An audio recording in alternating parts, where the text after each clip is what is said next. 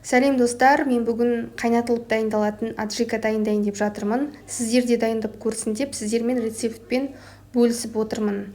Видеоны толық қарап, каналға тіркеліп, видеоға лайк басуды ұмытып кетпеңіздер. Сұрақтарыңыз болса комментарийда қойсаңыздар болады. Менің каналымда рецепттен бөлек түрлі пайдалы ақпараттар бар.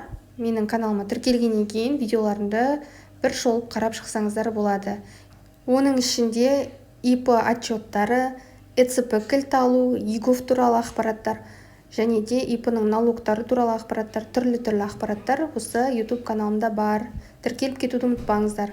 Ең алдымен бізге дәл осындай әдемі помидорлар керек. Помидорларды мясорубкіден өткізетін болғандықтан, соған өтетіндей етіп ыңғайлап турап аламыз. Және одан бөлек острый перец, чеснок, зелень және сладкий перец керек болады.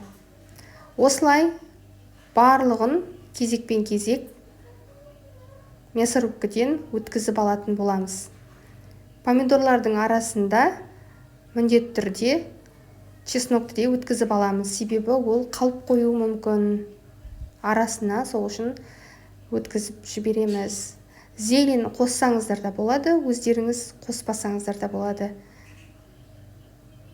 Осылай әдемілеп, жақсылап тұрып мясорубкіден өткізіп аламыз.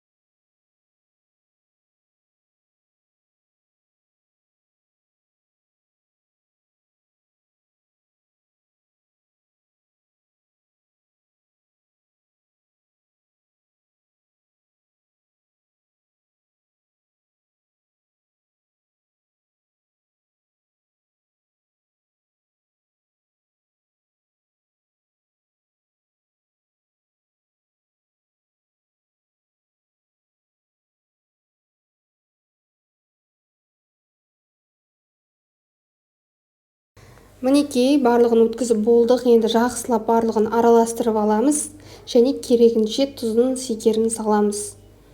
Мен бұл жерде 4 столовый ложка сахар салдым және 4 чайный ложка тұз салдым. Бұл негізі осылай салғаннан кейін, осылай араластырып, барлығын араластырып аламыз да отқа қоямыз. Отқа қойып тағы да араластыра отыра 2 сағат пісіріп аламыз, яғни қайнатып аламыз. Кәдімгідей бүлкілдеп қайнауы керек. Сол кезде тағы да тұзын қарап, дәмін қарап, керегінше тағы да қажет болса саласыздар. Осылай сұйықталады. Осылай араластыру арқылы қайнату керексіздер. Осы жерде қайнап жатқан кезде мен 9% уксустан столовый ложка 1 қасық салып жібердім де, тағы да 5 минут араластырып, оттың астын сөндірдім. Осындай стерильденген банкімізге сразу құйып алып, закрывашкамен жауып, тексеріп аламыз.